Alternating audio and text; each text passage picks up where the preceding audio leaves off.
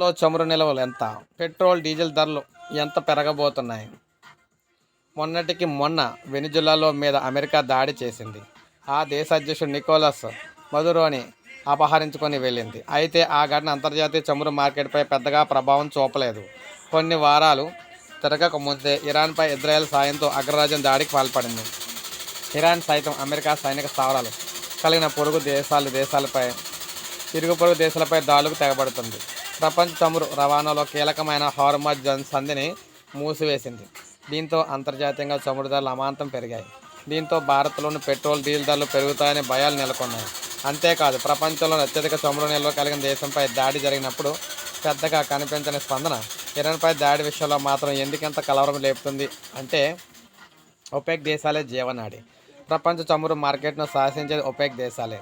Iran, Iraq, Kuwait, Saudi Arabia, United Arab Emirates వంటి Gulf దేశాలతో పాటు వెనిజులా, ఆఫ్రికాలోని కొన్ని దేశాల్లో కలిసి ఒపెక్ ఏర్పడింది. రష్యాతో కలుపుకుంటే ఒపెక్ ప్లస్ దేశాలుగా వ్యవహరిస్తారు. ప్రపంచవ్యాప్తంగా చమురు నిల్వలు అత్యధికంగా ఈ దేశాల వద్దే ఉన్నాయి. ప్రస్తుతం ప్రపంచవ్యాప్తంగా సుమారు 1.7 ట్రిలియన్ బ్యారెల్ ముడి చమురు నిల్వలు ఉన్నట్లు గణాంకాలు అయితే చెబుతూ ఉన్నాయి. ఇక టాప్ దేశాలు ఇందులో ఉన్నాయంటే వెనిజులాలో మనం చూసుకుంటే ప్రపంచంలో ఎక్కువ నిల్వలు అయితే ఉన్నాయి. ఇక్కడ చమురు హెవీ క్రూడ్ అవ్వడం వల్ల వెలికితీస కష్టంగా ఉంటుంది. సౌదీ అరేబియా, ఇక్కడ చమురు తీయడం చాలా సులభం, తక్కువ ఖర్చుతో కూడుకుంది.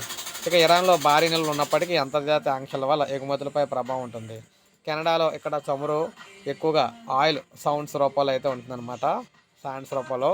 ఇక ఇరాక్లో, పశ్చిమాసియాలో కీలకమైన చమురు ఉత్పత్తిదారులు ఇది. యూఏఈలో, అబుదాబిలో అత్యధిక నిల్వలు అయితే ఉన్నాయి. కువైట్లో చిన్న దేశమైనప్పటికీ ప్రస్తుతం చమురులో దాదాపు 6% వాటా కలిగి ఉంది. ఇక రష్యా, ఐరోపా, ఆసియా దేశాలకు ప్రధాన చమురు సరఫరాదారులుగా ప్రస్తుతం అయితే ఉంది. ఆంక్షలు అయితే ఎదుర్కొంటుంది. అమెరికా చూసుకుంటే నిల్వల పరంగా 9వ స్థానంలో ఉన్న టెక్నాలజీ ఉత్పత్తిలో ప్రపంచంలో నెంబర్ 1 ప్లేస్లో ఉంది. ఇక లిబియా, ఆఫ్రికా ఖండంలో అత్యధిక చమురు నిల్వ కలిగిన దేశంగా ఉంది. నిల్వలు కాదు, ఉత్పత్తే కీలకం. సాధారణంగా చమురు నిల్వలు అధికంగా ఉన్న దేశానికి ప్రపంచాన్ని శాసించే శక్తి ఉంటుంది. కానీ నిల్వల కంటే ఎంత ఉత్పత్తి చేశారనే దాని మీద ఆ దేశ ఆర్థిక పరిస్థితి ఆధారపడి అయితే ఉంటుంది. ఇక ఇందుకు వెనిజులాలో ప్రధాన ఉదాహరణ. పేరుకే అత్యధిక నిల్వలు ఉన్న దేశమైనప్పటికీ కూడా రాజకీయ కారణాలు, చమురు వెలికితీతకు సరైన టెక్నాలజీ లేకపోవడం వల్ల ఆ దేశం ఉత్పత్తి తక్కువ.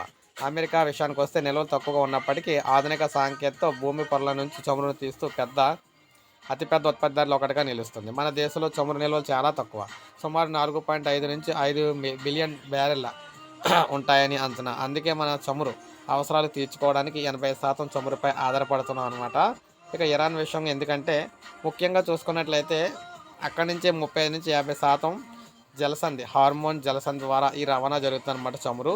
ఇప్పుడు అది మూసేయడం వల్ల మొత్తం అంతా కూడా భయంకరంగా రేట్లు పెరుగుతాయి. ఇక పెట్రోల్, డీజిల్ ధరలు పెరుగుతాయా అంటే హార్మోన్ సంధి మూసివేయడంతో ముడి చమురు ధరలకు ఆటంకం ఏర్పడుతుంది. అయినప్పటికీ మన దేశంలో చమురు నిల్వలకు ఇప్పటికిప్పుడు వచ్చే నష్టమేమీ లేదని విశ్లేషకులు చెబుతున్నారు. భారత్ యుద్ధం లేదా సంక్షోభ సమయంలో వాడుకోవడానికి భూగర్భంలో చమురు నిల్వలను ఏర్పాటు చేసింది.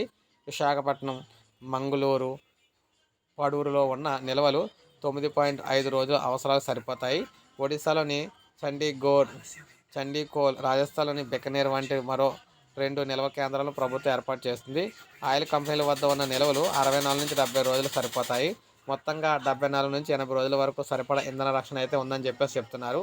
అంతర్జాతీయంగా ధరలు పెరిగినప్పటికీ దేశంలో పెట్రోల్, డీజిల్ ధరలు పెరిగే అవకాశం లేదు. అంతర్జాతీయంగా తక్కువ ధరలు ఉన్నప్పుడు కూడా వీటి ధరలను చమురు కంపెనీలు తగ్గించలేదు. 2022 ఏప్రిల్ నుంచి పెట్రోల్, డీజిల్ ధరలు స్థిరంగా కొనసాగుతున్నాయి. ఆ సమయంలో చమురు సంస్థలు తమ మార్జిన్లను పెంచుకున్నాయి. ప్రస్తుతం 10% మేర ధరలు పెరిగిన నేపథ్యంలో చమురు ధరలు పెంచకూడదని ప్రభుత్వం భావిస్తుంది. పెరిగిన ధరలతో నష్టం వాటిన ఆయా కంపెనీలు నష్టాలను సర్దుబాటు చేసుకోనున్నాయి. చమురు, ఎల్ఎన్జీ, ఎల్పీజీ దిగుమతి కోసం ఇతర మార్గాలను అన్వేషిస్తున్నట్లు ప్రభుత్వ వర్గాలు అయితే పేర్కొన్నాయి.